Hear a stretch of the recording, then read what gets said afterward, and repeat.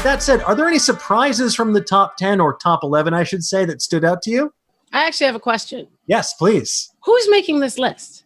Oh, because we don't have any proof of who makes this list. It's like when you see those commercials that say 4 out of 5 dentists surveyed. Who are these dentists? Who are these people? Who are these people? All reputable dentists that I found on Yelp, and Reed Hastings personally made this list. But no, I think it's a great point because we should caveat this because I don't know what their metric is now, but previously Netflix's metric for counting a quote-unquote viewer was someone who watched something for 2 minutes.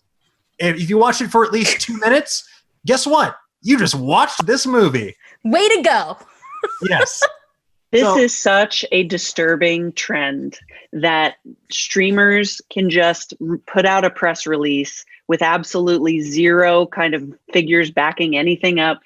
Like the world of box office reporting is going to get destroyed by this. And Netflix could say whatever they want. I think that they just like they looked at their own algorithm on their own account and they were like, oh yeah, perfect date. Let's put that on the list. That sounds But you know what? It does explain why 6 Underground is on this list because it's only good for like the first 2 minutes. And then I'm like, what is happening? Tell me anybody else that didn't sit up watching this thing after 5 minutes of going, are we still in this car? What happened? How are we here? Where are we? Now, somewhere Ryan Reynolds just started crying. He doesn't know why. Exactly. Karama, out of one eye. I know you have an interesting theory about Michael Bay and his style of filmmaking, and I'd love if you could share your insights about Michael Bay with us, if you'd be willing to do so. They heard me yelling about this earlier. I don't understand. So first of all, the 2 minutes thing does make sense when you're looking at a movie like 6 Underground, and it does make sense when it comes to Michael Bay, because Michael Bay started his career after being an intern with Spielberg. I know that part, but he did music videos and he did commercials. These are things that you got to make look good and sexy within like for 1 minute at a time, 30 seconds, 2 minutes, right? And he has the same 4 shots he does over and over and over again.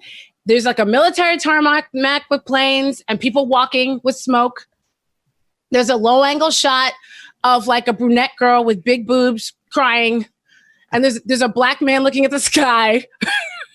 And there's a car chase. That's it. As long as he gets those 4 things in the first 2 minutes, it's just like shooting an Audi commercial. There's literally nothing else he has to do. And you can change that. It doesn't have to be a car. It can be an Autobot. Doesn't matter. It's the same formula over and over again. And I think that's why he's figured out what the algorithm is, and he's just cheating the algorithm. He's Hydra. That's all he is. He's Optimus Prime. Brain. Incredible.